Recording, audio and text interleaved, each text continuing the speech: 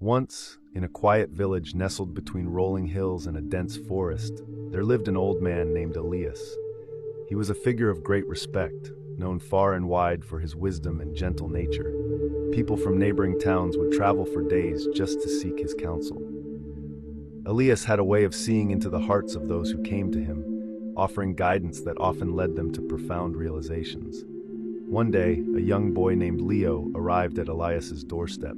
Leo was no older than 12, with wide, curious eyes and a restless spirit.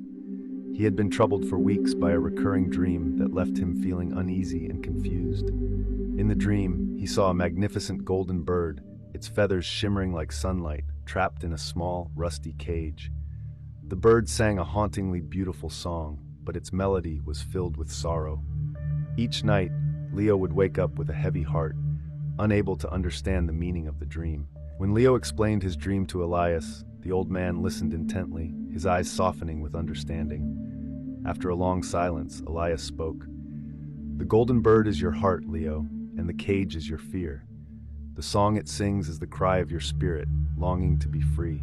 To release the bird, you must face what scares you most." Leo was both frightened and intrigued by Elias's words. He had always been a brave child, but the idea of confronting his deepest fears felt overwhelming. Still, he trusted Elias and decided to follow his advice. The next morning, Leo set out on a journey into the dark forest that bordered the village.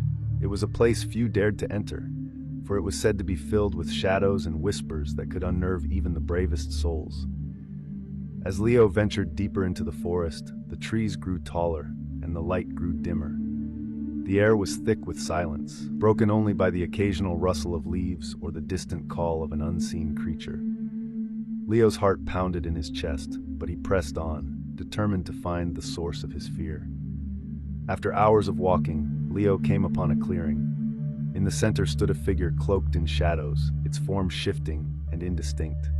As Leo approached, the figure turned to face him, and he realized with a start that it bore his own face, but twisted with doubt, anger, and sadness. It was as if the figure embodied all the fears and insecurities Leo had ever felt. For a moment, Leo wanted to run, but he remembered Elias's words. Summoning all his courage, he stepped forward and spoke to the figure. "I see you," he said, his voice trembling but firm, "and I am not afraid." The figure seemed to waver, its edges blurring as if it were made of smoke. Then slowly, it began to dissolve, fading into the air until nothing remained. The clearing grew brighter, the shadows receding as if they had never been there. Leo felt a strange sense of relief, as though a weight he had carried for years had been lifted from his shoulders.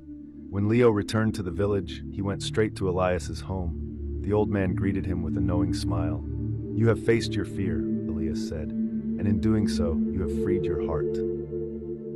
That night, Leo dreamed again. This time, the golden bird was no longer trapped in its cage. It soared through a sky filled with light, its song now joyful and free. When Leo woke, he felt a profound sense of peace, as if he had been reborn. From that day on, Leo carried the lesson he had learned in his heart.